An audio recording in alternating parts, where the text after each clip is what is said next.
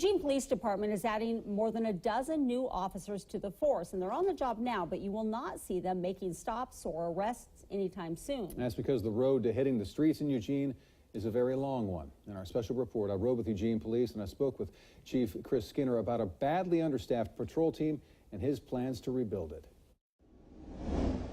Congratulations. Welcome. Thank you. It's been 6 months since Chris Skinner was sworn in as Chief of Police in Eugene.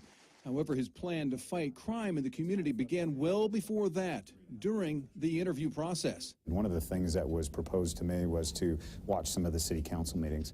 During one of those meetings, the interim police chief, David James, discussed staffing levels with city council. That was my first exposure to that, is watching actually in a city council meeting, getting the first set of statistics that articulated kind of where our staffing was. Stop and talk to this car here. It was and is still not good, and Chief Skinner quickly understood how the understaffed department was underserving the community. The number of calls for service that we're not able to answer and kind of the length of time it's taking us to get to those calls for service. No, we're always looking for things. Sergeant Marcus Pope has been with EPD for 15 years and a sergeant since 2016. Well, it's frustrating because there's a very human element to the job to where the citizens of Eugene have an expectation for us to come out and respond to every call. And he says the lack of officers is taking a toll on officer morale. It has an impact on family lives because officers are getting drafted to either come in early or stay late after their shifts are supposed to be over, getting denied time off. And that's already in addition to officers missing holidays. Take a look at the numbers. Over the last 5 years, 911 calls for police have increased 21%. Police and 911 staffing has remained flat. Average wait time has increased by 20 minutes. Police are unable to respond to 1 out of 3 calls due to a lack of patrol resources. But help is on the way. On September 26th, the Eugene City Council recommended a one-time 18-month funding strategy. It's called bridge funding. In December, Council will vote and likely pass it as part of a supplemental budget. The money will be used to bring in additional officers and staff. Right now, Chief Skinner is just trying to stop the bleeding. I mean, we're down 14 positions now. I'm hiring 13. And it will be some time before those 13 are ready to roll. It's really an important piece of this, too, because many people think that the minute we hire officers that we see the value of that right away, and that's just not the case. The new recruits started Monday. On Tuesday, they were issued their gear and equipment. Up next, 8 weeks of pre-academy training to learn what to expect. That's followed by 16 weeks of training at the Salem Academy, and then another 20 weeks of field training to make sure they're ready. They're coming into a time where, police are under a lot of scrutiny due to incidents that happen across America, worldwide.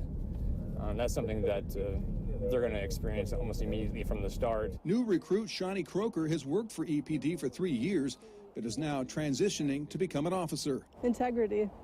I don't worry about being under a microscope because I don't have anything to hide. Sergeant Pope says experience is something you can't teach, and the first real test will be responding to a burglary or a call to assist another officer in need of help.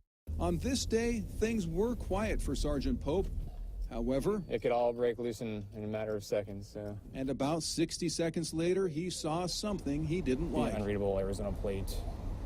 Be North Washington, just south of Rose Garden. Notice your seatbelt was behind you when you're coming down the road there. Any reason you're not wearing it correctly? And listen closely as he spots something else he doesn't like. Any other weapons in the car besides the handgun? And he calls for backup. Station 1, Staff 14. Change my location. I'll be Jefferson and in Cheshire. Make it code 1 cover. 1 minute later, help arrives. 4 officers total. Sergeant Pope says in this situation, backup was busy, but able to be cleared from those calls in order to respond. Well, all my areas are thin, quite frankly. Again, the 13 officers training are already budgeted.